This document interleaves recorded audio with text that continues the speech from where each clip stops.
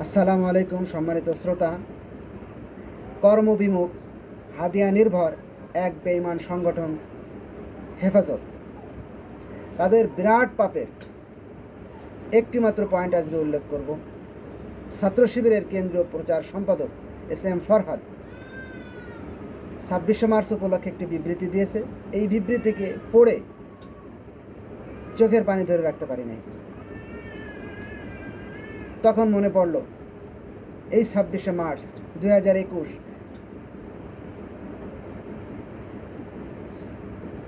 যে কওমি মাদ্রাসার ছাত্ররা হেফাজতের নেতৃত্বে বাংলাদেশের রাস্তায় নেমেছিল, গুজরাটের কসাইখাতে নরেন্দ্র মোদীকে স্বাধীনতার সুবর্ণ জয়ন্তী পালনের উদ্দেশ্যে শেখ হাসিনা যে আমন্ত্রণ জানিয়েছিল প্রধান মেহমান হিসেবে, তার প্রতিবাদে সারা দেশে সেদিন ব্রাহ্মণবাড়িয়ায় শুধু 9 জন সহ 20 জন কওমি মাদ্রাসার ছাত্র এবং ইসলামপন্থী ইসলাম প্রিয় মানুষ শাহাদাত বরণ করেছিল। এই শাহাদাতের লাশের সাথে, এই শহীদদের চেতনার সাথে কওমি আলেমদের সংগঠন হেফাজতে ইসলাম যে বেঈমানি করেছে তার সংক্ষিপ্ত বিবৃতি। প্রিয় বন্ধুরা, এই বিবৃতিতে এস.এম. ফরহাদ ছাত্র শিবিরের পক্ষ থেকে যে আহ্বান জানিয়েছে, ওই 20 জন শহীদের আত্মার মাগফিরাত কামনা করেছে।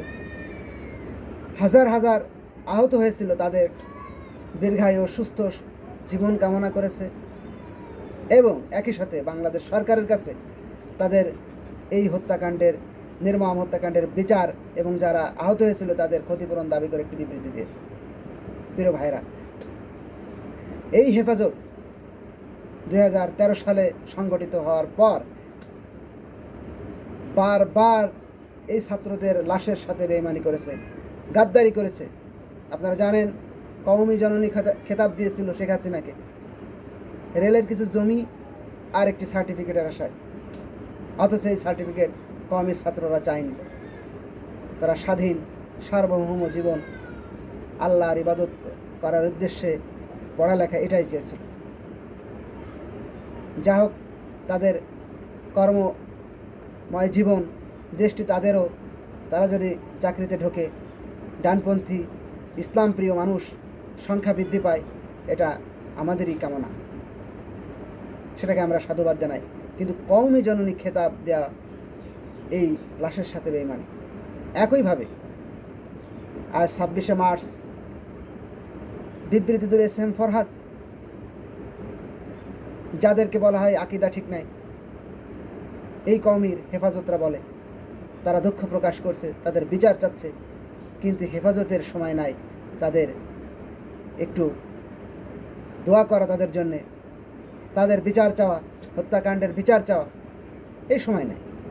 তারা এখন ধানের শীষের তোল মর্দনে ব্যস্ত আছে। তারা তাদের জন্য দোয়া করছে মদিনায় ইসলাম প্রতিষ্ঠা করার জন্য, যে মদিনায় ইসলামের দোহাই দিয়ে শেখ হাসিনা গত 16 বছর হাজার হাজার মানুষকে গুম, খুন, হত্যা, রাজধানী ব্যাঙ্গালোর কি অপরাধ করেনি। প্রিয় ভাইরা, হেফাজতের কাছে আমার শুধুমাত্র একটি আবেদন, আপনারা কিছু করতে না পারেন, অন্তত এই 20 জন ছাত্রের তালিকা প্রকাশ করুন, যেন বাংলার মানুষ এই সন্তান হারা মা এবং পিতাকে খুঁজে পায়, তারা যেন তাদের পাশে দাঁড়াতে পারে। অনেক সময় এমন সন্তান আছে যে সন্তানটি হয় পরিবারের একটিমাত্র সন্তান, অথবা পিতামাতার নির্ভরযোগ্য একটিমাত্র সন্তান, ইনকাম করা একটিমাত্র সন্তান। এই সন্তানকে হারিয়ে যে মানবতার জীবনযাপন, মানবতার পরিস্থিতিতে পড়ে, এই পরিবারের পাশে যদি আমরা দাঁড়াতে না পারি, জাতি হিসেবে মাথা উঁচু করে দাঁড়িয়ে থাকা কখনোই সম্ভব হয় না। কারণ অকাতরে মানুষ জীবন দেয় পরকালের সফলতার জন্য তো বটেই, তবে এই পরিবারগুলোর পাশে দাঁড়ানো আমাদের উপরে ফরজ। আপনারা দয়া করে এই 20 জন ছাত্রের নাম প্রকাশ করবেন, বিবৃতি দিবেন, যেন বাংলার মানুষ তাদের পাশে দাঁড়াতে পারে। এবং হাজার হাজার যে মানুষ, ইসলাম প্রিয় মানুষ আহত হয়েছিল, আপনাদের নিজ দায়িত্বে তাদের নাম প্রকাশ করবেন। দুঃখ প্রকাশ করতে না পারেন অন্তত তাদের নামগুলো আপনাদের মাধ্যমে বিবৃতি দিন, অথবা আপনারা যদি প্রকাশ করতে ভয় পান তাহলে আপনারা আমাদের কাছে পৌঁছে দিন। আমরা মানুষের কাছে তাদের জন্য আবেদন জানাবো যেন বাংলার মানুষ তাদের পাশে দাঁড়াতে পারে, তাদের জন্য সাহায্য করতে পারে। আল্লাহ রাব্বুল আলামিনের কাছে এই কামনায় আজকে এখানে শেষ করছে। আখিরি দাওয়ানা আলহামদুলিল্লাহি রাব্বিল আলামিন।